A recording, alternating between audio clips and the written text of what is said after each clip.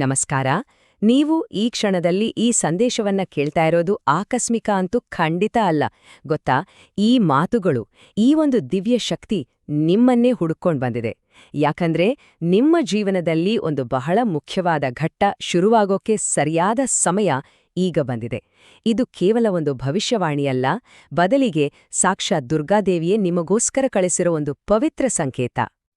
ಹೌದು, ಈ ಕ್ಷಣ ಪೂರ್ತಿಯಾಗಿ ನಿಮಗಾಗಿಯೇ ಮೀಸಲಾಗಿದೆ. ನಿಮ್ಮ ಆತ್ಮ ಈ ಮಾತುಗಳನ್ನ ಸ್ವೀಕರಿಸೋಕೆ ಈಗ ಸಿದ್ಧವಾಗಿದೆಯಂತ ಆ ತಾಯಿಯೇ ನಿರ್ಧರಿಸಿದ್ದಾಳೆ. ಹಾಗಾಗಿ ನಿಮ್ಮ ಸುತ್ತಮುತ್ತ ಇರೋ ಗದ್ದಲವನ್ನೆಲ್ಲ ಒಂದು ಕ್ಷಣ ಬದಿಗಿಟ್ಬಿಡಿ. ಈ ಮಾತುಗಳು ನೇರವಾಗಿ ನಿಮ್ಮ ಹೃದಯಕ್ಕೆ ತಲುಪೋಕೆ ಅವಕಾಶ ಮಾಡಿಕೊಡಿ. ಭಾಗ 1, ನಿಮಗಾಗಿಯೇ ಒಂದು ಸಂದೇಶ. ಇದು ನೀವು ಕೇಳೋ ಸಾಮಾನ್ಯ ಜ್ಯೋತಿಷ್ಯದ ಮಾತುಗಳಲ್ಲ. ಇದು ದುರ್ಗಾದೇವಿ ಸಿಂಹರಾಶಿಯ ನಿಮ್ಮ ಜೊತೆ ನೇರವಾಗಿ ಮಾತಾಡ್ತಿರೋ ಹಾಗೆ. ನಿಮ್ಮ ಜೀವನದಲ್ಲಿ ಇತ್ತೀಚೆಗೆ ನಡೆದ ಘಟನೆಗಳ ಹಿಂದಿನ ನಿಜವಾದ ಅರ್ಥ ಏನು ಮತ್ತು ಮುಂದೆ ಬರ್ಲಿರೋ ಬದಲಾವಣೆಯ ಸೂಚನೆಗಳೇನು ಅಂತ ತಿಳ್ಕೊಳ್ಳೋ ಸಮಯ ಇದು. ನೀವು ಇಷ್ಟು ದಿನ ಅನುಭವಿಸಿದ ಪ್ರತಿಯೊಂದು ಕಷ್ಟ, ಮೌನವಾಟಿ ಸುರಿಸಿದ ಪ್ರತಿಯೊಂದು ಹನಿ ಕಣ್ಣೀರು, ಯಾರಿಗೂ ಹೇಳ್ಕೊಳಕ್ಕಾಗದ ಆಳವಾದ ನೋವು ಯಾವುದೂ ವೇಸ್ಟ್ ಆಗಿಲ್ಲ. ದೈವಮಾತೆಯ ದಿವ್ಯ ದೃಷ್ಟಿ ಯಾವಾಗ್ಲೂ ನಿಮ್ಮ ಮೇಲಿದೆ. ಅವಳು ನಿಮ್ಮ ತಾಳ್ಮೆಯನ್ನ, ನಿಮ್ಮ ಪ್ರಾಮಾಣಿಕತೆಯನ್ನ ಮತ್ತೆ ನಿಮ್ಮ ಎಲ್ಲ ಸೈಲೆಂಟ್ ಫೈಟ್ಸ್ಗಳನ್ನ ನೋಡಿದ್ದಾಳೆ. ಭಾಗ 2, ನಿಮ್ಮ ಗತಕಾಲದ ಭಾರ. ನೀವು ಪಟ್ಟಿರೋ ಕಷ್ಟ ಇದೆಯಲ್ಲ, ಅದು ಸಾಮಾನ್ಯವಾದದ್ದಲ್ಲ. ನಿಮ್ಮ ಜೀವನದ ಒಂಟಿತನ, ಎದುರಿಸಿದ ಮೋಸ ಮತ್ತು ಅನುಭವಿಸಿದ ದ್ರೋಹ ಇದೆಲ್ಲವೂ ಕೇವಲ ಕೆಟ್ಟ ಘಟನೆಗಳಲ್ಲ, ಬದಲಿಗೆ ಒಂದು ದೊಡ್ಡ ದೈವಿಕ ಪ್ಲಾನ್ನ ಭಾಗವಾಗಿತ್ತು. ಇದು ನಿಮ್ಮನ್ನ ಇನ್ನಷ್ಟು ಸ್ಟ್ರಾಂಗ್ ಮಾಡೋಕೆ ನಡೆಸಿದ ಪರೀಕ್ಷೆಗಳು ಅಷ್ಟೇ. ರಾತ್ರಿಯ ಏಕಾಂತದಲ್ಲಿ ಇಡೀ ಪ್ರಪಂಚವೇ ಮಲಗಿದ್ದಾಗ ನೀವು ಸುರಿಸಿದ ಕಣ್ಣೀರಿಗೆ ಲೆಕ್ಕವೇ ಇಲ್ಲ. ಹೊರಗಡೆ ನಗುತ್ತಾ ಇದ್ರೂ ಒಳಗಡೆ ನೋವಿನ ಸಮುದ್ರವನ್ನೇ ಬಚ್ಚಿಟ್ಕೊಂಡ ದಿನಗಳು ಅದೆಷ್ಟೋ.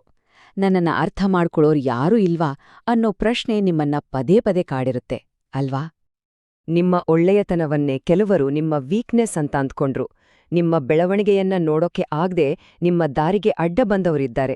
ಅವಶ್ಯಕತೆ ಇದ್ದಾಗ ಮಾತ್ರ ನಿಮ್ ಜೊತೆ ಇದ್ದು ಕೆಲಸ ಆದ್ಮೇಲೆ ನಿಮ್ನ ದೂರ ತಳ್ಳಿದವರನ್ನು ನೀವು ನೋಡಿದಿರಿ. ಆದ್ರೂ ನಿಮ್ಮ ಮನಸ್ಸು ಮಾತ್ರ ಕಲುಷಿತವರಗಿಲ್ಲ. ಕಳೆದ ಕೆಲವು ವರ್ಷಗಳು ಹೇಗಿತ್ತು ಅಂದ್ರೆ, ಪ್ರತಿದಿನ ಬೆಳಿಗ್ಗೆ ಏಳೋದೇ ಒಂದು ಹೊಸ ಯುದ್ಧಕ್ಕೆ ರೆಡಿಯಾದ ಹಾಗೆ.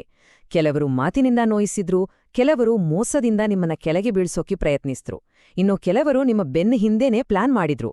ಆದ್ರೂ ನೀವು ಎಲ್ಲವನ್ನೂ ಮೌನವಾಟಿ ಸಹಿಸಿಕೊಂಡು ನಿಮ್ಮ ದಾರಿಯಲ್ಲಿ ನಡೀತಾ ಇದ್ದೀರಿ. ಒಂದು ವಿಷಯ ನೆನ್ಪಿಟ್ಕೊಳ್ಳಿ, ಈ ನೋವುಗಳು ನಿಮ್ಗೆ ಶಿಕ್ಷೆ ಅಂತ ಅನ್ಸಿರಬಹುದು. ಆದ್ರೆ ಅವು ಶಿಕ್ಷೆಗಳಲ್ಲ, ಬದಲಿಗೆ ನಿಮ್ಮೊಳಗೆ ಅಡಗಿರೋ ನಿಜವಾದ ಅಸಾಧಾರಣ ಶಕ್ತಿಯನ್ನ ಹೊರಗೆ ತರ್ಲಿಕ್ಕೆ ಇದ್ದ ದೈವಿಕ ರಹಸ್ಯಗಳು ಅವು. ನೀವು ಸುರಿಸಿದ ಪ್ರತಿಯೊಂದು ಕಣ್ಣೀರಿನ ಹನಿಯ ಹಿಂದೆಯೂ ಒಂದು ದೊಡ್ಡ ಆಶೀರ್ವಾದ ಅಡಗಿದೆ. ಭಾಗ 3, ನಿಮ್ಮೊಳಗಿನ ಪರಿವರ್ತನೆ. ಈಗ ಒಂದು ಇಂಪಾರ್ಟೆಂಟ್ ಸ್ಟೇಜನ್ನ ಗಮನಿಸಿ. ಕಷ್ಟಗಳು ಮುಗಿಯೋಕೆ ಮುಂಚೆ ನಿಮ್ಮೊಳಗೆ ಒಂದು ವಿಚಿತ್ರವಾದ, ಆಳವಾದ ಮೌನ ಬರೋಕೆ ಶುರುವಾಗುತ್ತೆ.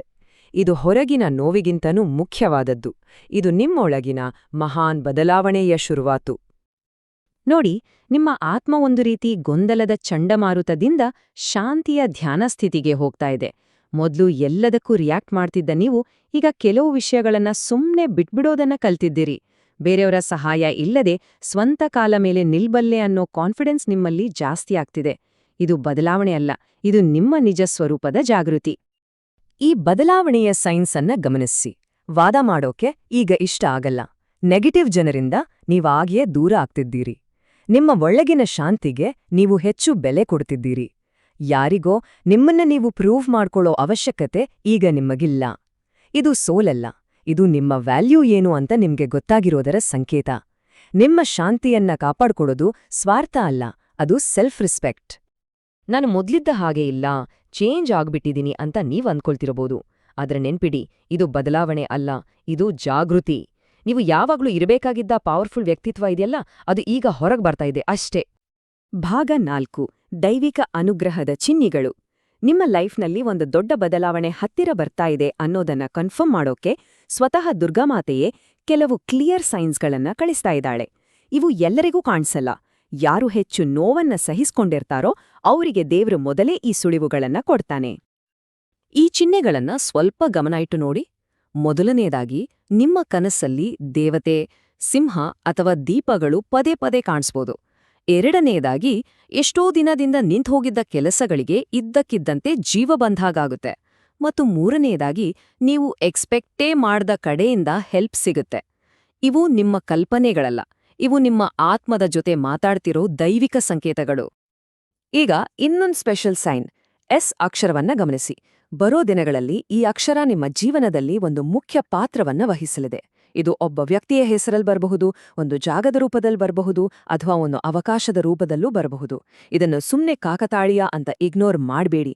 ಇದು ದೇವ್ರು ನಿಮಗೋಸ್ಕರ ತೆರೀತಿರೋ ಹೊಸ ಬಾಗಿಲು. ಶೀಘ್ರದಲ್ಲೇ ನಿಮ್ಮ ಜೀವನಕ್ಕೆ ಒಬ್ಬ ಅನಿರೀಕ್ಷಿತ ವ್ಯಕ್ತಿ ಎಂಟ್ರಿ ಕೊಡಬಹುದು. ಅವರ ಮಾತುಗಳು ಶುರುನಲ್ಲಿ ಸಾಮಾನ್ಯವಾಗಿರಬಹುದು, ಆದರೆ ಆ ಮಾತುಗಳಲ್ಲೇ ನಿಮ್ಮ ಮುಂದಿನ ದಾರಿಯ ಕ್ಲೂ ಅಡಗಿರುತ್ತೆ. ನೆನಪಿಡಿ, ಇಲ್ಲಿ ಮುಖ್ಯವಾದದ್ದು ಆ ವ್ಯಕ್ತಿಯಲ್ಲ, ಆ ವ್ಯಕ್ತಿಯ ಮೂಲಕ ದೈವಶಕ್ತಿ ನಿಮ್ಮೆ ಕಳಿಸ್ತಿರೋ ಮೆಸೇಜ್. ಭಾಗ 5, ನಿಮ್ಮ ಹೊಸ ಅಧ್ಯಾಯ. ಈ ಎಲ್ಲ ಚಿಹ್ನೆಗಳು ಒಂದೇ ಕಡೆ ಬೆರಳು ತೋರಿಸ್ತಾ ಇವೆ. ನಿಮ್ಮ ಜೀವನದ ಹೊಸ, ಶಾಂತಿಯುತ ಮತ್ತು ಸ್ಥಿರವಾದ ಒಂದು ಚಾಪ್ಟರ್ ಶುರುವಾಗ್ತಿದೆ. ನೀವು ಇಷ್ಟು ದಿನ ಯಾವುದಕ್ಕಾಗಿ ಕಾಯ್ತಾ ಇದ್ರಿ, ಆ ಶಾಂತಿ ಮತ್ತು ನೆಮ್ಮದಿ ಈಗ ನಿಮ್ಮ ಕಡೆಗೆ ಬರ್ತಾ ಇದೆ. ನಿಮ್ಮ ಜೀವನದ ಪ್ರತಿಯೊಂದು ಕ್ಷೇತ್ರವೂ ಈಗ ಬದಲಾಗಲಿದೆ. ಕೆರಿಯರ್ನಲ್ಲಿ ನಿಮ್ಮ ಹಾರ್ಡ್ ವರ್ಕ್ಗೆ ಕೊನೆಗೂ ರೆಕಗ್ನಿಷನ್ ಸಿಗಲಿದೆ. ಫೈನಾನ್ಷಿಯಲಿ ಅನಾವಶ್ಯಕ ಖರ್ಚುಗಳು ಕಡಿಮೆಯಾಗಿ ಸ್ಟೆಬಿಲಿಟಿ ಬರುತ್ತೆ. ಫ್ಯಾಮಿಲಿಯಲ್ಲಿ ನಿಮ್ಮ ಮಾತಿಗೆ ಬೆಲೆ ಬರುತ್ತೆ ಮತ್ತು ಮನೆಯಲ್ಲಿ ಶಾಂತಿ ನೆಲೆಸುತ್ತೆ. ಎಷ್ಟೋ ದಿನದಿಂದ ಕಾಡ್ತಿದ್ದ ಆರೋಗ್ಯ ಸಮಸ್ಯೆಗಳಿಗೂ ಪರಿಹಾರ ಸಿಗಲಿದೆ.